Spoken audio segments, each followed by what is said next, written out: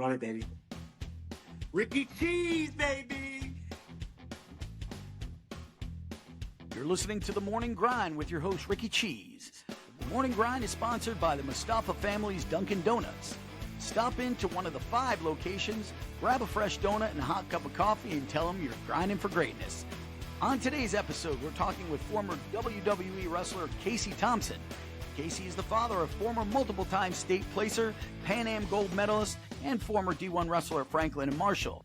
Grab your Dunkin' Donuts coffee and a box of munchkins, sit back, relax, and enjoy the show.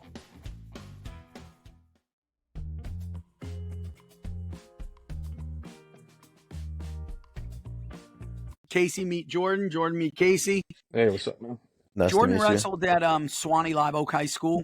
2008 was state champ. 130 or 135? 130. Also, pretty big pro wrestling fan, so I'm excited to talk to you about your stories a little bit. Oh, man, one of my favorite buildings ever was the Suwanee County Coliseum. Oh, for real? Yeah. Yeah, it was like a small version of the Eddie Graham Sports Stadium in Orlando. Yeah, it is a pretty nice little arena. Did you ever get out to the music park out there? No, I've always there. It's such a long drive there, and then break into someone's trailer to sleep the night. That's a true story, though. Yeah, We're not sure whose trailer it was. I'm sure it is a very true story. What year did you start pro wrestling? 90? 89? Okay. 88, like late 88. And that was WWE back then or WWF? No. WWF back. No, it was WWF when I first started. I was on like in the outlawed independent circuits until I wrestled WCW first, and then my first match with WWF was in '91 against Legion of Doom, the Road Warriors. I saw you. I saw you got to tangle with stunning Steve Austin in the WCW. Oh yeah. I got everyone at one point or another. I did a little bit of research on this one. I also saw you you were willing to put up a paycheck in order to get a chance with Hulk Hogan. Oh, I didn't even know that one. Oh, yeah. You gotta tell me this. Yeah, it's just the rumors going around that Hogan was going to wrestle an enhancement guy, which he never did back then. This is back when WCW was doing all the syndicated tapings and stuff like that, and Saturday nights at I think it was MGM back then. Mm-hmm. And Hogan had his own referee, which he's died. He's passed away now. I think it was Pee Wee Anderson. He refereed all Hogan's matches, and I knew Pee Wee real well. And I said, "Hey, Pee Wee's it true?" He's like, "Yeah." I said, "Man, I'd give my payday for that." He's like, "For real?" I'm like, "Yeah." And he says, "Oh, hey, done." And the next morning we get there, it says Hulk Hogan versus Casey Thompson. That's awesome. And everyone's like, "How the fuck did you do that?" I'm like, just kind of playing it off. And then, of course, as how wrestling is, they rewrite everything on the fly.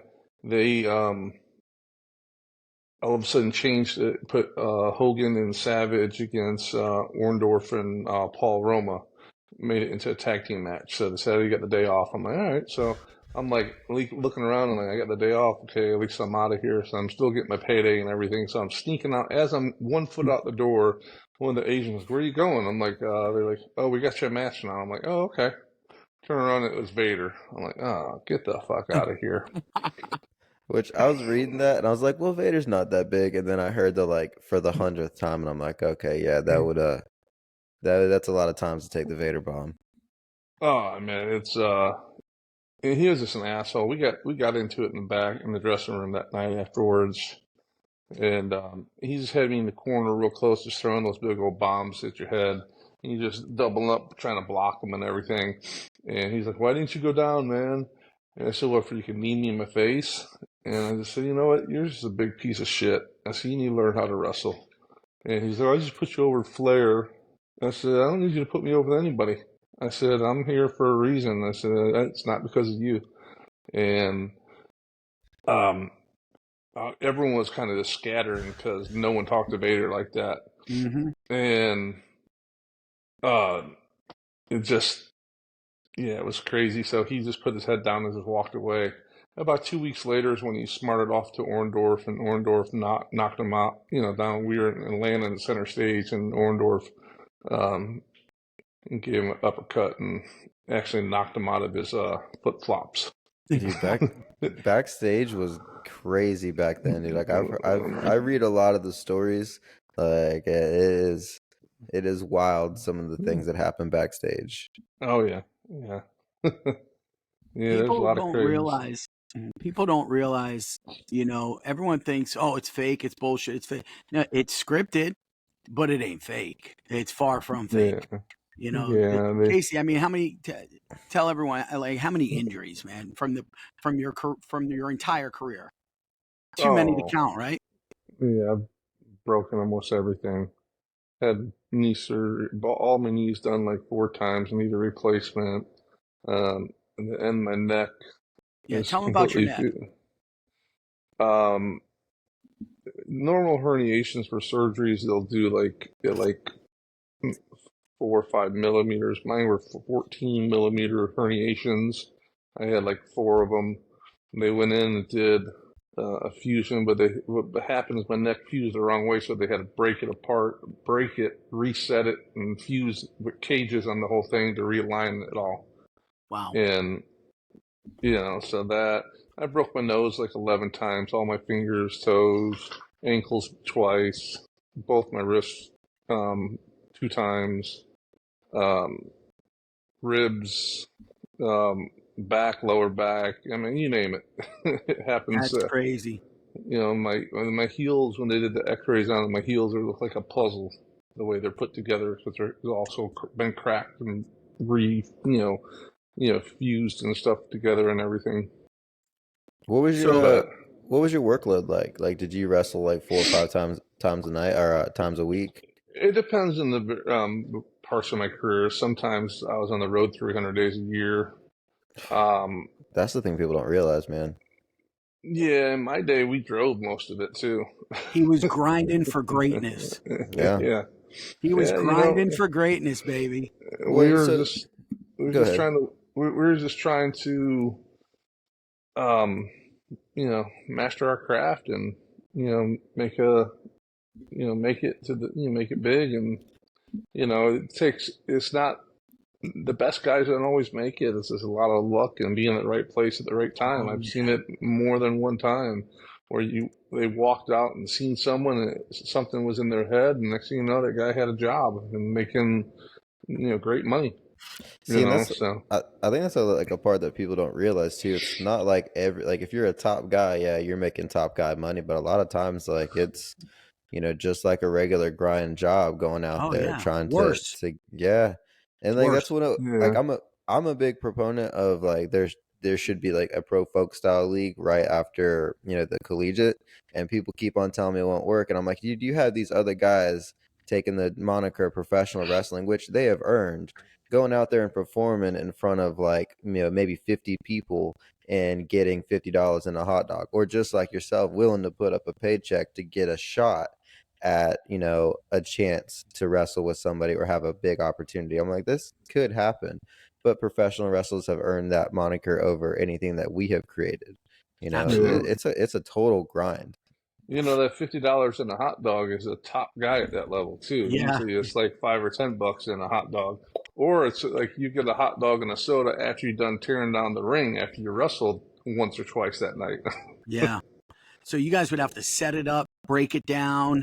I mean, when you first started, you had to do what you had to do, man. You paid your dues, man. Everything. Yep. Poster of the town, you name it. Was there any animosity? Was there any animosity from the guys like you that did have to pay your dues towards the prima donnas that got really lucky and just didn't have to go through all that bullshit? Yeah, you beat the shit out of them anytime you wrestled them. That's fucking There's a lot of reasons why that. You walk into the dressing room and you don't show respect to someone, you're going to have an old timer in there that's going to come up and tell you, stretch his ass, Yeah. So. Name the one guy that you loved and the one guy that you fucking hated. I hated Vader. Right. He's just a big piece of shit. Other than him, who's the one guy that you do anything for and the one guy that you wouldn't piss on? Kevin Sullivan, I loved. He always took care of me. Paul Orndorff. Oh, Paul Orndorff. He's from Tampa, right? Yeah. Yeah. He was huge. Bro. Yeah. He was one of the. He was on the booking committee. They always took care of me. Only because when I first started, I knew Kevin, and Kevin was the head booker at the time. So Kevin, always made sure that I always had top pay, and I wrestled a lot and had, for the most part, I had good matches, especially the Universal Disney times. I always had really good matches. I never had any real bad ones for the most part. So Sullivan and Orndorff were your two guys, and Vader and couldn't stand. Other than Vader, who was a dick? Shawn Michaels. Oh yeah, he's a dick. Which I mean, people that are his best friends would tell you that he's a dick. Yeah. I mean, it's I feel like Shawn Michaels will tell you, especially like that time. He'll be like, "Yeah, I was a dick." Yeah, I mean, he's changed a lot now. Of course, everyone changes with age. Yeah. But yeah, him and Marty, you were assholes to everyone. I mean, and got away with it. And then when he screwed over Marty, and just went singles, and he became more of an ass, and got away with it because Vince liked him. Vince let him do what he wanted to do. So, but yeah, Buzz Sawyer is an asshole. So he's back from the old territory days. He's one of the few guys, when he died, people were like, "Oh, thank God." Oh, wow. Yeah, Fuck, that's brutal. Yeah, even people that knew him, or knew him on travel with him, were like, "Oh, thank God he's dead." Yeah, that must have been one big time asshole. People are like, "Thank God he's dead." Holy shit! Oh yeah. Nobody ever says that about my ass, man. Hey, what? How many years had you been wrestling when your son was born, Chase? I'd have to do the math. A lot. Long time? Okay. Yeah. So then when he was born in 2003. Yeah. When he was born, was that it? Or did you keep wrestling, or? I went out of the country 2 days later, and I was just miserable. Yeah. And I was in there just killing people in the ring. They're like, "What the problem?" I'm like, "I don't want to be here, man." Yeah, and I seen it. There's so many guys I know that on the road for so much that there were no involvement in their kid's life. And right. You didn't want to be like that. No. So I came back and I said, "I'm done." I just walked away. And I did a few things here and there, a couple shows here and there, a couple local ones, but I said, I'm not traveling. Then finally I was like, I'm just done. Yeah. And then I ran my own promotion for a couple years. Oh, and, that I didn't know. Yeah, I ran a Florida promotion called MXPW, Maximum Pro Wrestling.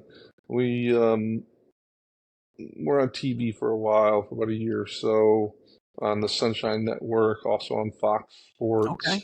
And then I was syndicated with a lot of UPN networks throughout the South and different parts of the country. We had an outlet to about 53 million homes a week. Holy shit. So I had to write it, produce it, edit it. I was almost and promote it. I was like a one-man show, so it became way too crazy. Yeah, that's a whole nother side of the business right there. How'd you learn that, or did you just kind of jump in with both feet and say, fuck it, I'm going to learn as I go? No, a lot of it I learned over the years working on these promotions, the small outlaw indie groups, and then I learned a lot of the production side of it, because when you got when you go, your call time was like 2 o'clock or 1 o'clock in the afternoon. Wrestling for TV, wrestling didn't start till 7 o'clock at night usually. So you're there watching the whole setup, you know, because you're sitting around doing nothing, just trying to find stuff to do. So I just, I would just sit there and paid attention, kept my eyes open, my ears open, and so when I ran my stuff, it was all about perception. You have the perception that you're big time. People are going to walk in and see the building where these chairs are completely set up, completely straight. You know, your guardrails are perfectly square around your ring. Your ring ropes are tight. Your aprons look good. People are going to, and then you're going to take guys that look like wrestlers. You know, people are going to think it's bigger than what it is. And so I use that model the whole time. And of course you had to be big and look like a part of be like a wrestler. I sprinkled a little bit of everything in my product. And it was good. It was really good, well-ran wrestling, you know, something to be proud of, but you know, it ran its course. And then, that was that.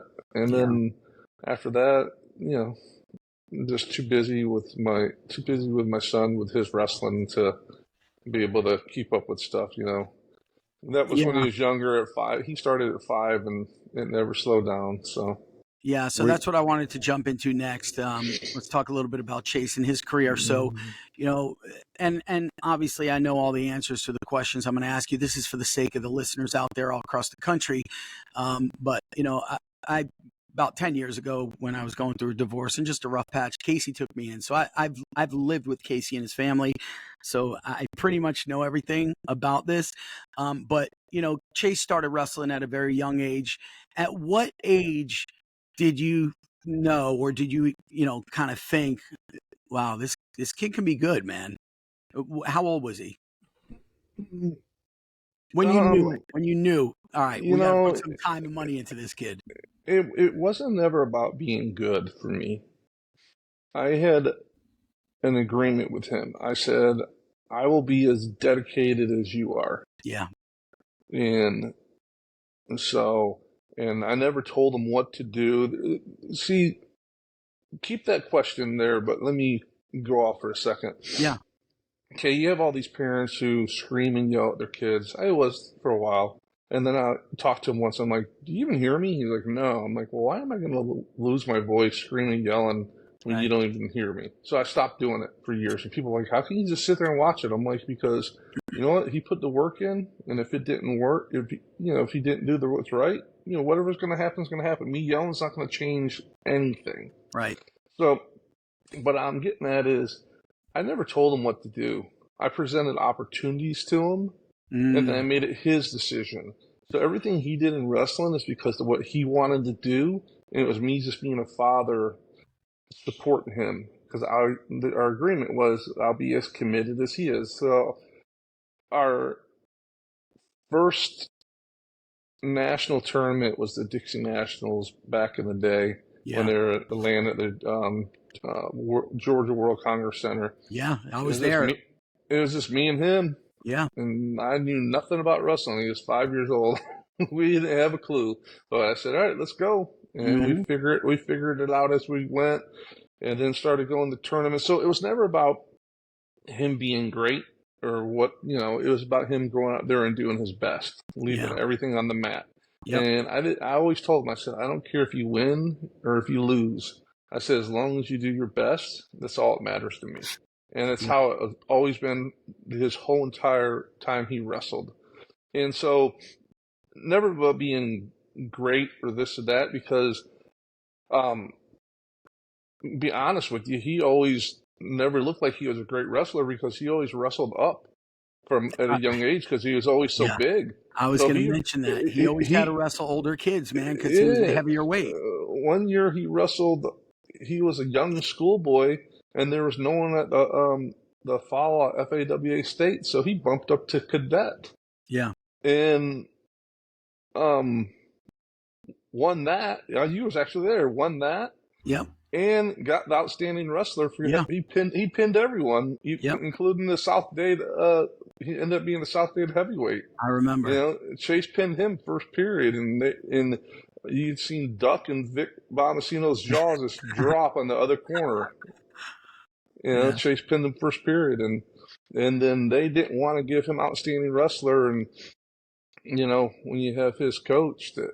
And that's another thing. His coach was no, and they counted every single time, and yep, he got it. But I have another philosophy: is you surround yourself around greatness, it's going to rub off on you. Yeah. So what I did is I found the best coaches for him, and I was lucky enough to run across Sean Shelvin. Mm-hmm. Chase is like 6 years old. We saw him in the Ken Chertoff clinic. Yeah. Ooh, Ken Chertoff. Ooh. Anyhow. It's a whole nother story. He's a businessman. Let's leave it at that, I guess. Yeah. Yep. But he'd be a great evangelist too. I get it.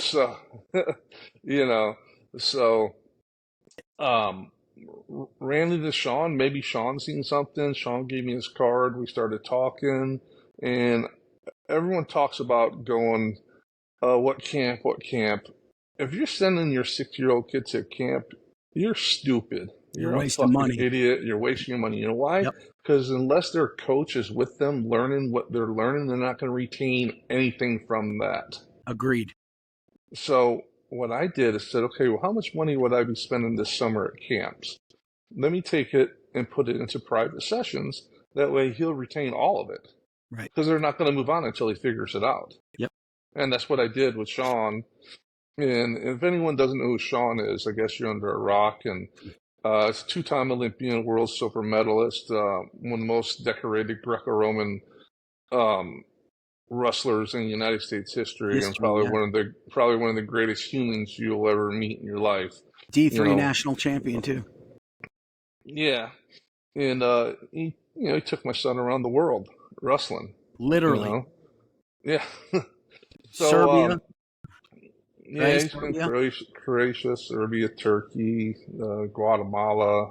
They've been all over the place. So he was with Sean, so he did privates all the time. I'd funnel people in and pay for it all myself, and then we ran into another guy actually at one of Sean's tournaments once. And by the name of? I didn't know much of him. He was in a cast and everything on his foot, but his guy named Steve Mako. Didn't have a clue who he was. Yeah. And then Chase was bigger at the time, and I figured out, oh, you know what? This might be a good coach. I did my research and met up with Steve, and so then Steve got added to the mix. It's so funny. I got to cut you off real quick. It's so funny because from the time Steve started, like a year after Steve started working with him, every time I would watch Chase, he would look so much like Mako. The style was fucking, it was like crazy. Like really, I thought I was watching Mako from just the movement to the foot movement to the level change, everything he did. I would go back and I would watch a film of Steve, and I'm like, holy shit, man! Like he's really a student of the game, Chase, because he picked it all up, man. And then we had one more guy, and this is Abso, yeah. He's a 4-time Soviet champion, a '96 Olympian for Republic of Georgia. He wrestled for the Soviet Union. And beat Kevin Jackson twice, right? Twice, yep. Beat Kevin Jackson twice. He won the Tbilisi twice, which is, if anyone knows anything about wrestling, it's the toughest tournament. Yeah. It's tougher than the Olympics because you're allowed to have multiple countries with multiple participants in each weight class. So you can have 6 Russians in one weight class. Yes. So he won that twice. He's a bad motherfucker is all I got to say. Yep. And people that are in South Florida that want their kids to succeed and be the best and don't take advantage of all this stuff, all I have to say to you is you're a stupid fucking idiot. You have the best in your backyard and you don't want to use it. Right. So when people say, oh, this and that, you know what? And I don't do it for me. I didn't do it for me. I did it because that's my son's commitment. I presented an opportunity to him. Do you want to do this? Yes. Okay. I would do whatever I had to do to make it happen. So He took it and just ran with the ball and just worked hard. He worked harder than anyone out there.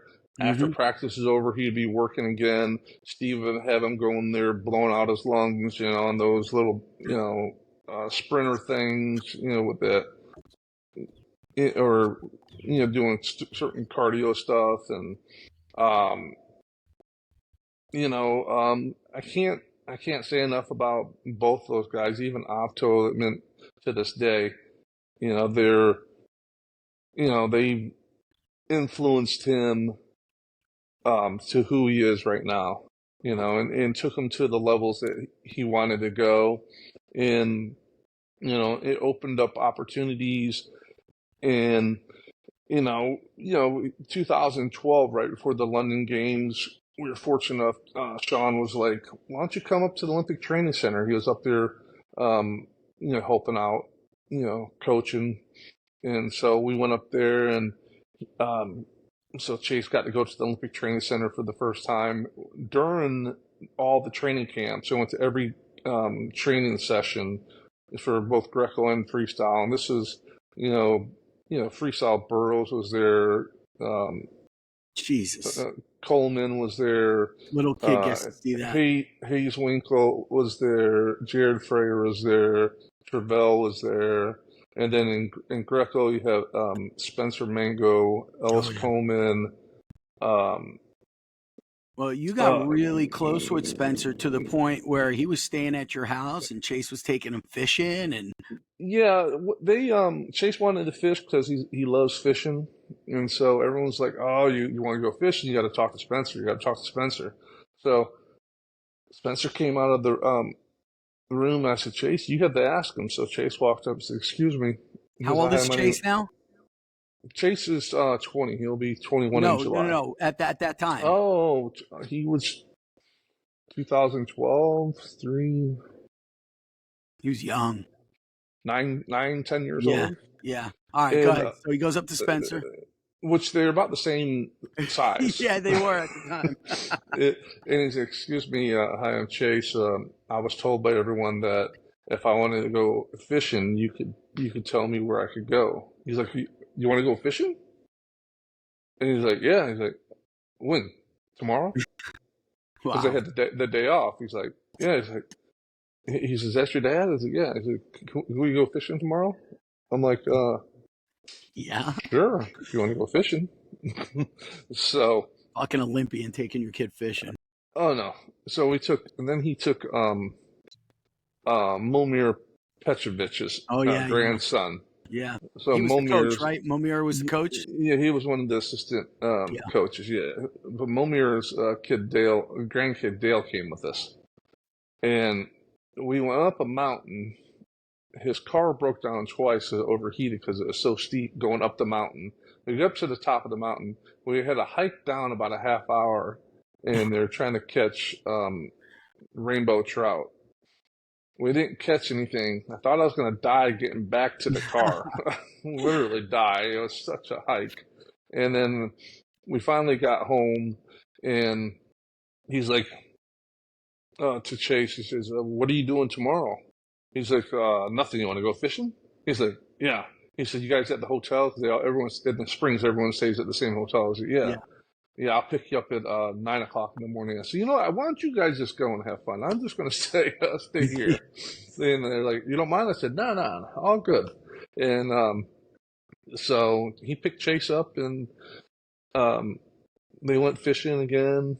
And he's been nothing but, he's actually retired now from wrestling. He's a 3-time Olympian. He is the coach for the WCAP, World Class Athlete Program, with the U.S. Army.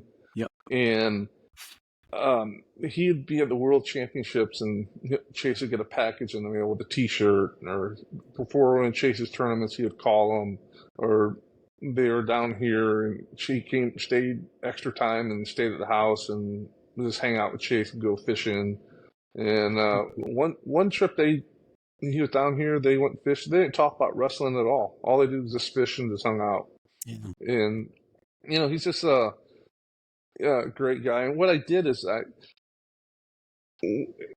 sometimes you learn how to, as a parent, like me and my son, as close as we are, he will butt heads with me constantly.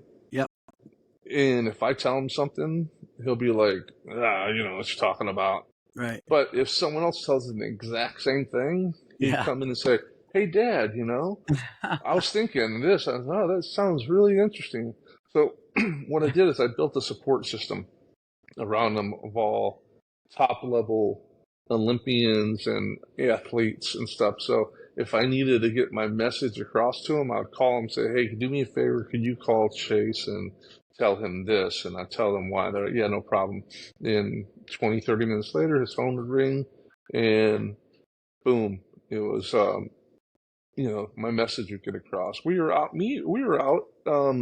actually it was about, man, it just came to my Facebook feed about 10, 11 years ago. We were out in Utah, and I think it's when you first realized that I knew a couple people. Yeah. My phone rang. It was Spencer Mango. Mm-hmm. And this is all off the top of my head. So, and I'll give him a message. You're like, who's that? I said, Spencer Mango. No, get out of here. No. And not 10 seconds later, my phone rings again. It was Nate Carr. Yep. And I remember the call. And then I'm talking to say, I'll give him the message, no problem. And then Bubba Jenkins calls me a couple minutes later. I remember that too. And you're like, what the fuck? I said, they're all friends of Chase, you know? Yeah. You know, the amazing thing about this sport is these guys are all high level, you know, world-class athletes, but they run across a kid that first goes out there and busts his ass, works hard. Mm-hmm. Two, shows respect to them in a sport that they don't give the respect that they deserve. Right. Well, you know what? They're going to pay it back to them, and that's how they did it. Guys, when my wife Lori and I have our 4-year-old granddaughter staying with us for the weekend, one of our favorite things to do to get our day started is to load her up in the car and drive over to Dunkin' Donuts. We get our delicious, fresh, hot cup of coffee made just the way we like it. And of course, she gets her strawberry frosted donut and her own box of munchkins. You know, we just love this quality time with her, and Dunkin' Donuts has really become a special part of that for us. With 4 locations and a 5th location opening soon, the Mustafa family's Dunkin' Donuts can provide you that same great experience that we get every time we visit. So if you're in Auburndale, Lake Wales, Davenport, or Winter Haven, make it a point to stop in, grab a fresh cup of coffee and your favorite donut and any other great menu item that they've got, because it's the little things in life that mean the most. And now, back to the show. I built a support system around him, you know, and it goes back to is I'll be as committed as you are. Yeah. You know, he wasn't the best kid out there. He was a hard working. There's a lot of them out there that work hard. Sure. But he had great coaches that presented a lot of opportunities to him, opened a lot of doors for him. So, you know, he's fortunate enough to be able to represent the United States in Guatemala in the UWW Cadet Pan American Championships. Yeah. And not because he was the number one guy, it's because the number one guy deferred because he wanted to go to the World Championships, which was Braxton Amos. Yeah. Which ironically he didn't go. He didn't qualify that year because you know, he couldn't afford to go do both of them. Oh. And so he wanted to go to the World Championship. So they go down to the next guy. Well, that guy didn't have a passport. Then the next guy didn't have a passport.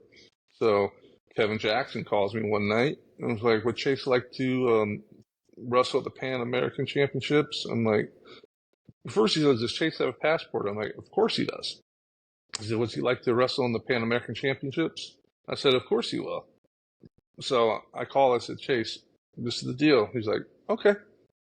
Well, did he win it or he got silver? What age is UWW cadet? It's 15? 16 through 19, right? Yeah, something like that. 15 or 16. Chase was 13. Okay. Jeez. He was 13 because he always wrestled up, and he went there. Greco-Roman, he got gold, and freestyle, he got silver. And the team got got the gold. Where was it that year? In Guatemala. You know a little bit about Guatemala, right, Jordan? I love me some Guatemala. You lived there for like 6 months. He lived there. Oh, really? Yeah, I lived there. I loved it. I love Guatemala. Yeah, he was. I was talking to him when he was there. He's like, "Yeah, how was it? Oh, it's good." You know, he says, "We this one guy ran into the hotel with a knife trying to rob the place so far." He's like, "So now they're making us go in groups of 3 when we walk around." I'm like, "Oh, okay." And his team was just loaded full of studs, you know. And so they had Steve-O, they had the Manville. It was just this loaded full of all kinds of great kids and everything. Oh, and Steve Chase Poulin was on from New York. Steve-O Poulin? Yeah. He was on that team? Yeah. I didn't know that. Yeah, him and Chase are on a lot of teams together when Chase wrestled for on Buxton's team. Oh, yeah, Jeff Buxton, yeah. Yeah. So he was their heavyweight for a long time. For years, they would call him and say, "Hey, we're doing a duel. We need Chase." I'm like, "All right, I'll let you know. I'll find out." Yeah. And so, but you know, it's a process. You know, I was told by one of Florida greats, Russ Cozart. I was talking to him once when I first started, and he told me, he says, wrestling is like a marathon. It's baby steps. He says it's not a sprint. Yeah. He says, so little by little, you'll see a difference. Mm-hmm. And that's how I always took it with him. So, you know, as long as he's doing his best, you know, and putting the time and the work in, we would see the improvements. Yeah. And then high school came, and at one point he was just like a level above everyone. Yeah. When he was out there wrestling, you know, so, but and he had a great training. I mean, he had great training partners in high school. Even down to his training partners, he made sure that, you know, he would have the good opportunities. You know, Mikey Telshahar, who wrestles at Wisconsin, right? Wisconsin, I think. Mm-hmm. It's his brother's at Northwestern, Frankie. Yeah, I think Mikey's in the portal right now. So, you know who else is in the portal? I just saw this. I was telling Jordan. Duck's son, Brett Lee Reyna, is in the portal from Iowa. Oh, really? Yeah, I guess he wants to leave Iowa. I didn't know that. I just saw it today. Doesn't seem like his style of wrestling, but... Yeah. I mean, Lugo was there. I think that was a big part of why he went. It's like a big brother to him. Wrestling is... This whole NIL thing is just ruining... Dude, what do you think about that? What do you think about that? I think you're taking away the purity of the sport. They're talking about someone was offered $500,000 to go. David Taylor's trying to get a guy, and they offered him $500,000 to go there from northern Colorado, and so did Oklahoma State, and so did Iowa, and he turned it down. Alirez. Yeah, that's who it was. Alirez. Yeah. You know, do they deserve something? Sure, yeah, they deserve something, but $500,000. I think they should. I don't think the university should be able to pay them. I think they should be able to, just like what the acronym stands for. They should be able to go out and get sponsorships and things like that. Use their likeness, not. You know, the university, everyone's like, well, they're using their body. Yeah, but they're also getting a free education, too. Yeah, most of them. Not all, but. My son's college was $91,000 a year. Okay? It's expensive. It ain't cheap. It was the most expensive college in the country. Franklin and Marshall, the most expensive. Yeah. That's crazy. You can Google it. Why? With tuition at $65, because it's a prestigious college. You know, I mean, it's a weird college. It's Division III, except for wrestling was Division I. So he didn't get the perks of a Division I program. Everything was just, I mean, he had great coaches and all that stuff. He loved the program, hated the college, it's just too liberal for him. Yeah. And it was during the COVID time when there wasn't a lot of, couldn't do a lot of campus, he can't do all of his tours and stuff like that. He wanted to make his decision before his senior year just to get it off his plate and stuff like that. He was able to get in there, and it just, like I said, the coaches, Mike Rogers and all them, they're great, but they don't have the support to give. You go to Virginia Tech, say for instance. I mean, the stuff, the amenities they have for their athletes and the way they get treated. My son had to have a doctor's note to get an ice bath. That's ridiculous. An ice bath. He had Why? Don't know. That's the answer. Nothing extra. I'm still paying medical bills from when he was in college. Yeah. If any other Division I program, they had covered every penny of it. But we're paying medical bills. It's funny you say that. Zach Sherman, University of North Carolina, he's on his way right now up to North Carolina, to the university to have his second shoulder surgery. He was hurt, while wrestling. He's already had one that they paid 100%. He's graduated. They're bringing him back up. I'm sure they're paying for it. 100%. Yep. 100%. He's well taken care of. So my son gets recruited by a lot of colleges. Yeah. I was sitting here, this spot right here, which I never sit in a spot. It was 1 o'clock in the morning, the 1 o'clock in the morning of when coaches can call recruits. Yeah. Yeah. I get a text message from a coach, a Division I coach, from UPenn, Roger Reyna. Hey, Chase, this is Coach Reyna, da-da-da. So I text him back, hey, Coach, this is actually his dad. Chase is sleeping right now, but here's his number. I'm sure he'd love to talk to you tomorrow at any point. Okay, great to talk to you. No problem. 1 o'clock in the morning. You talk about recruiting now. Yeah, man. And it was crazy. There's calls were coming on my phone, his phone, and then we have T-Mobile. The whole network went down for like an hour. It was crazy, and you had all kinds of schools calling and stuff like that. Spent a lot of time with UPenn and then at one of the state tournament once Chase tore his labrum. And right at the end, tore his labrum. So UPenn dropped off the mat real fast. They're like, oh, we just want to see how he's doing, this and that, the whole, So I said, all right, you know what? That's a college you don't want to go to,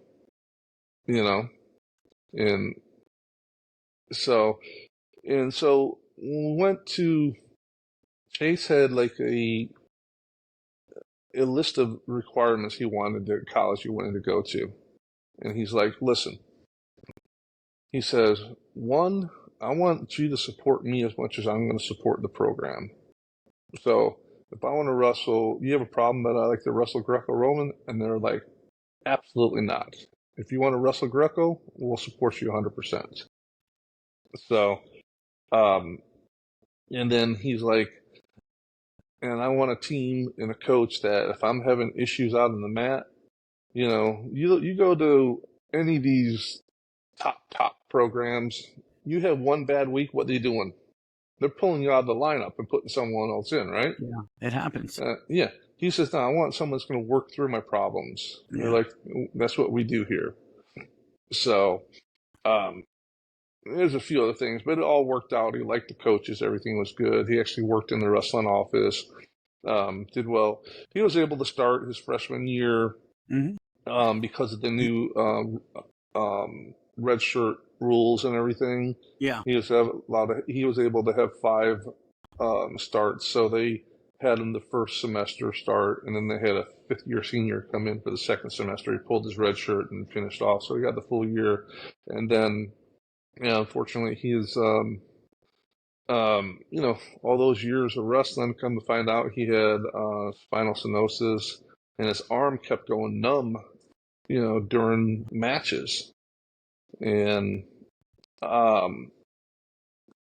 don't think it was handled properly by the university or the coaching staff. But that's my own issue. Two coaches like, don't tell the head coach about the injuries. He doesn't, he tweaks something once. They're like, yeah, tell us when you have an injury, don't tell him. He doesn't like it. He wants you to work through it. Wow. He came from the Colot and, all those guys, he went to Lockhart with all those guys, and that's their mentality. Lockhaven. Yeah, Lockhaven. Not to correct you, but Lockhaven. Yeah. So, but, he's a great coach. He was there for Chase when he needed him, a lot and stuff like that. And finally, Chase was like, you know what? I'm just going to take a medical redshirt year. And went and told them, and they were real supportive of it and said, okay, you know what? And it's not because we didn't try, because we did every kind of therapy possible. I we remember. went to doctors after doctor after doctor. I mean, trying to, get it. He rehabbed it. I mean, he did everything he could do. And then he was just like, you know what? It's just, and the doctor told him straight up, he says, you know what? He had to get clearance from the NCAA to wrestle because of it, for the NCAA. And then for the college too. So we had to go to a neurosurgeon, and the neurosurgeon's like, you know what? He says, I'll tell you this, you'll never play in the NFL. He says, because your spinal canal is too small and you have some herniations and bulging disc, which is, normal for a wrestler. He says, but it's causing, pinching and stuff like that. You're too young to do surgery on it. It's not affecting you enough. It only affects you when you wrestle. So I would say, you know what? Just stop wrestling for 3 years. It'd probably heal itself. Yeah. And you'll have no problems. So, and he says, but I will tell you, I'll clear you, but as long as you understand, if you continue to wrestle for the next 4 or 5 years, you'll have permanent damage that we'll have to go in and fix. And Chase's like, all right, no problem. So he went back, and then finally he was like, he's wrestling in practice every day. It's going numb. I'm fighting with the trainers to try to, get him ice baths and get treatment done. They're sending him for MRIs and all that stuff that I'm paying for. Even though in our tuition, we pay for athlete insurance, but there's like a $5,000 deduction. It's a bunch of crazy, crazy stuff. Right. So anyhow, I still did all of it. I was sending them for decompression therapy every single day at $50 a pop, doing everything we possibly could do to make sure that he was okay. And it still just was not getting better. It wasn't healing. And so he just said, you know what? He came in one day and was like, I had an apartment up there. He came in and was like, you know what? I'm just going to take a medical redshirt year. I can't wrestle at Division I level at 50%. Right. He says it's stupid and it's not smart. He was the year before and was actually doing very well, for what it was.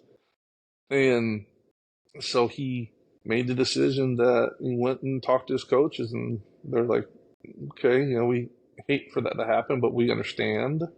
And, if it was your shoulder or your knee, would be like one thing, but your neck, we get it. And then he's like, you know what? Why? He always said, he says, wrestling is a means to go to college. If I'm not wrestling, I'm not going to college. So, so then he just said, you know what? I'm going home. I'm retired. He said, I'm just going to unenroll from school and just go home. I said, well, you know what? Before you make any decisions, why don't you talk to your coaches at home and, talk to them. And And so he did.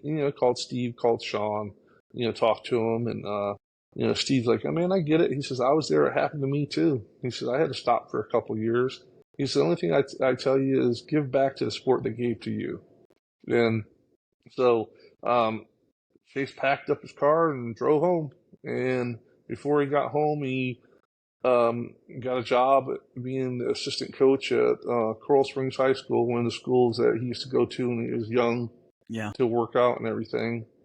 So it made a big difference in their program, what he was able to bring to them and everything. He has, so much influence on his, his career, and he, not everyone could be a coach, but he's fortunate enough to be able to tell you, show you, break it down, and make it where people can understand it. He can dumbify all that stuff. He has the patience to do it. And he was a really good coach. He did it for the whole season and everything. And now he's just, aspiring to, hopefully finalizing everything. We'll know in a few days, next week or so, but doing what he wanted to do after college and go into law enforcement. So that's a done deal, by the way. That's what I was told yesterday. So he's got nothing to worry about.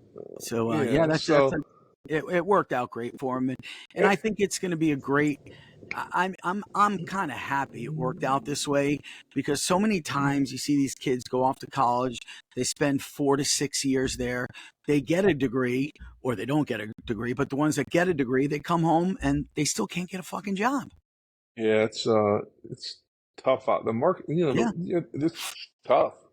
And one of the things that I think I'm most proud of is that we did whatever we had to do to make this happen for our son. I hate people going there and asking people with GoFundMe's for my son for he can go to a fucking wrestling tournament. Get a fucking second job. I don't allow it. I don't allow it on the Facebook page. I don't. Now, it's one thing if the whole team is trying to fundraise to go somewhere. Yeah, that's cool, whatever. But an individual person asking, "Can you give money for my son can go to a wrestling tournament?" No, how about you go get another job, or drive his ass there, or something? Because I never asked a person for a penny, and I sent my son all around the world. On my dime. That boy wrestled wrestled 4 national tournaments in one weekend back in the day. We went everywhere, but you know what, we made a lot of life experiences. We had a lot of memories together. Every single day something pops up on my Facebook feed, from 11 years ago, 10 years ago, this. I mean, it's constant. He got to see the whole entire country. And wrestling's hard. Wrestling's hard on a kid. So what I did is I always said, okay, you know what? We're going to go to this tournament, but then we're going to do something fun afterwards. Right. So for the chance that he might go 2 and out, hopefully years later he might say, "Oh, I didn't go 2 out of that tournament. Oh, that's where I was with my dad and we went and did this." So we always did something fun. And he was actually the other day talking about it. It's like, "I remember we used to go to those tournaments and do something fun afterwards, and we did this and we did that and this and that." And those are the memories to me that are worth all the money that I spent for him to get where he's at and what he did. Well, I hope he remembers bum hunting with Ricky Cheese. Well, yeah, that just came up actually the other day on my Facebook feed. But the kid got to go every year and train at the Olympic Training Center. All of the world teams and everything. People, how do you do that? I don't know. But the opportunities are there for everyone. You just gotta take it. You got some of the best coaches in South Florida, and I don't understand why people, Steve Mako has a club. Why isn't there 1,000 kids at that club? If you want to get better, you want to grow, you can come from 3 counties, 4 counties. We're in driving distance to have probably one of the best coaches ever, you know, to learn from. And he works with everyone. He's hands-on. A lot of kids do take advantage of it, but you're right. There should be a lot more than there is there. But he gets a good turnout. And you know another thing that bothers me, and this Let's goes hear to about people. This goes to people that are running wrestling tournaments. All right, let's hear it.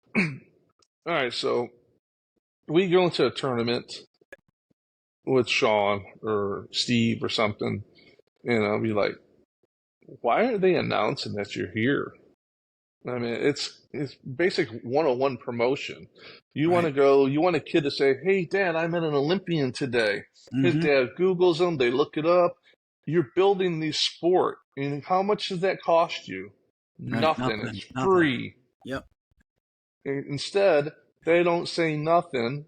They show no respect. I'm not asking to give them a ticker day parade. I'm talking about if you have an Olympian, you have not even an Olympian, you have a decorated wrestler, you have someone from Florida that you announce it. You give him a little props when he's there. It helps build the sport. It builds the morale. You know, and it costs nothing to do. Right. I've heard it done at a couple of tournaments, and I've gone to the director. I've had it done at a couple of tournaments because I've said something to them. Yeah, same here. You know? Same here. You know? Yep. You know? It just blows my mind. And me coming from, you know, professional wrestling, which, you know, you want every type of promotion you can get. You know, when I ran my shows, I had all my friends come. I had a guy from I had Sean come. I introduced him. I had buddies with Melvin Gillard when he was in the UFC. Oh, yeah. He came, announced him. I had buddies who played for the Minnesota Vikings, a guy named Mo Williams. Yeah, you took me to that King one. Mo. Yeah. And he was part of the Love Boat scandal. Yeah. With Dante Culpepper and all them. Yeah. Yeah, he kind of took the rap for all that, but he came to it. You know, came to one of my events and everything. Yeah, and I met him. You took me to that one. That was cool as hell. Yeah, he was a nice guy. That was in. Oh, yeah, it was that big heavy set guy. The what the hell's his name? Oh man, shit. I'll remember later. But I was at that one. I met Mo. Yeah, man. So I always have guys like that because I always wanted them to say, when I ran my promotion, man, you never know who's going to be there. I saw this guy here. I saw this guy here. Yep. And you create your own buzz. So do the same thing in amateur wrestling. Create your own buzz about your tournaments. These people, these tournament directors running their local tournament, you want to build that tournament. Next thing you know, you have another 100 entries in there because they never know who's going to be there. Yep. You know, it's just common psychology that they don't get, they don't understand because they're so close-minded and things like that. And it just drives me absolutely nuts. Bro, I say the same thing. Like, that's what I'm talking about with like a pro folk style wrestling card. I'm like, you can't tell me if you don't get a couple wrestlers and put it on a card that people won't come. Like, if you promote it and you believe in the product, you would be surprised at like what can happen. If you have guys like, you know, yourself that's willing to go out there and be like, I believe in this product, I'll wrestle for however much in sponsorship deals, and then, you know, try to build in it can happen, you know. Yeah.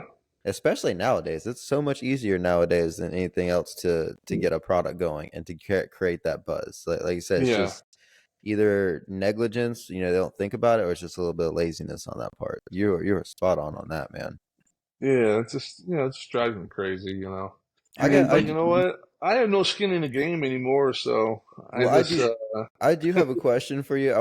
How long after your son started wrestling did you, because it sounds like you don't have too much amateur experience before your son got into it. Was there a point in time where your son's like, aren't you a professional wrestler? And you're like, yeah,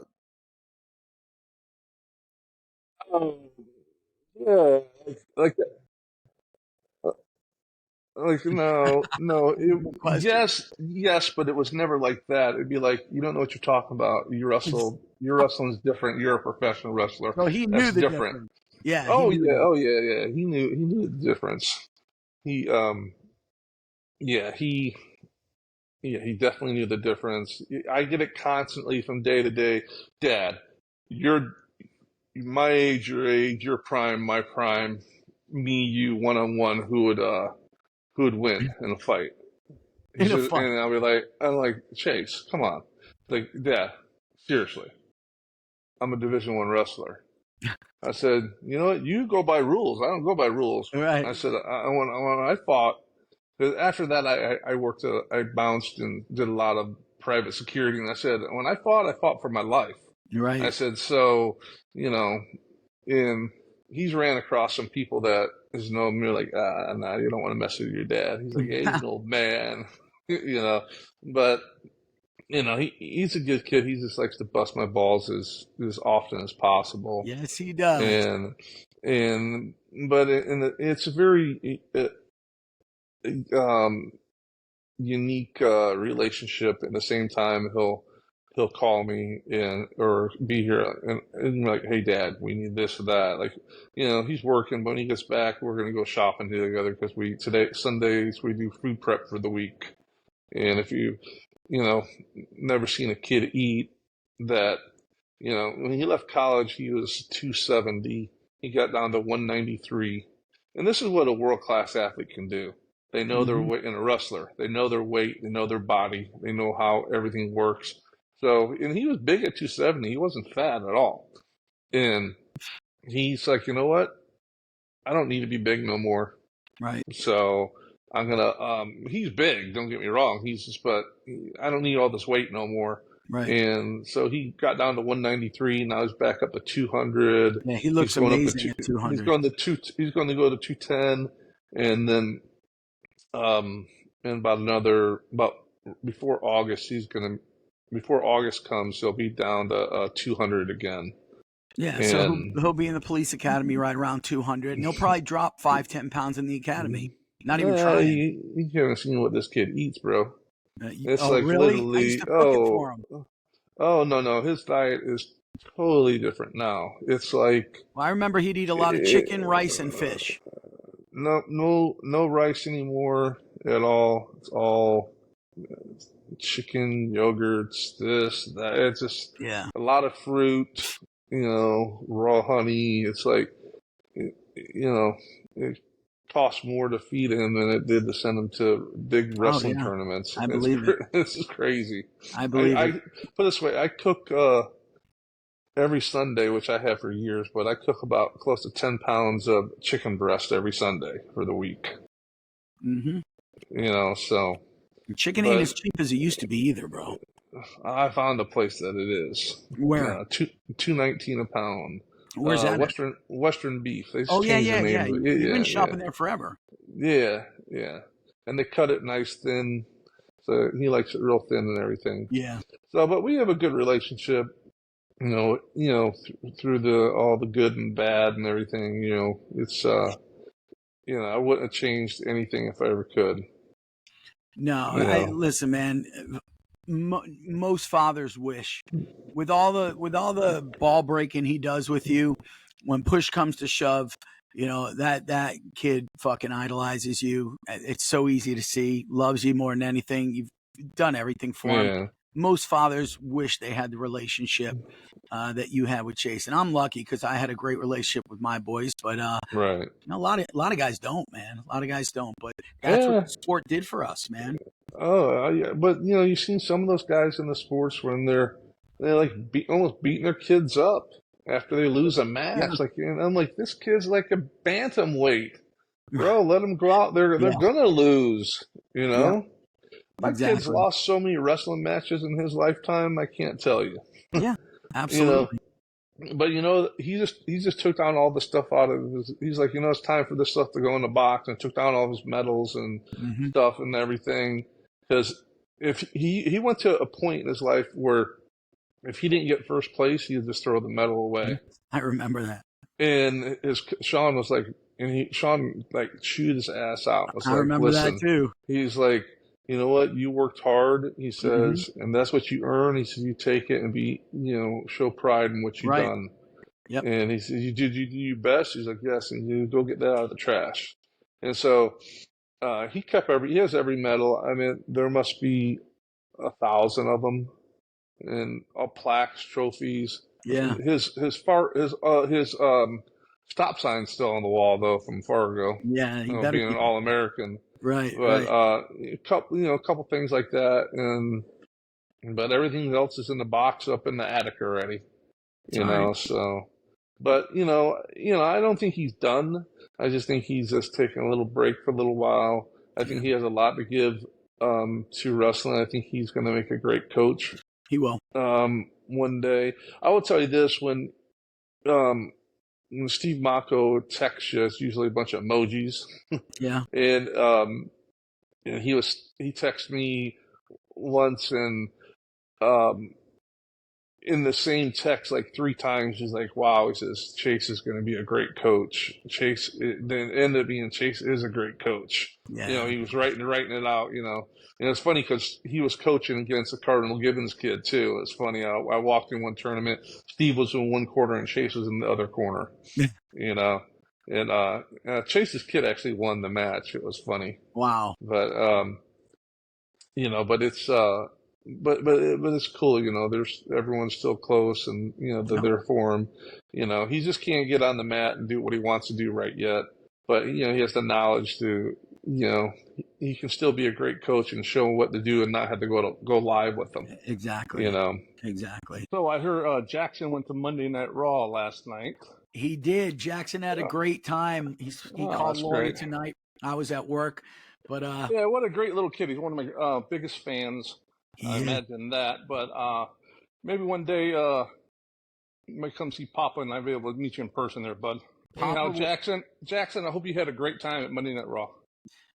That's awesome, Casey. Yeah, he said he had a great time. I didn't get to talk to him, but he definitely had a good time. He told Lori that, and I'll give him a call the next couple of days. But yeah, Jackson, when you come visit Papa, I'm gonna bring you over to Casey's house, and maybe he'll let you jump off the couch with a flying elbow and crack him in the head. That'll be fun. I'm too old for that, but we'll figure out something. Awesome. Well, thanks, Casey. I appreciate it, and thanks for being on the show. All right, guys, have a good night. Perfect. So yeah, that's it.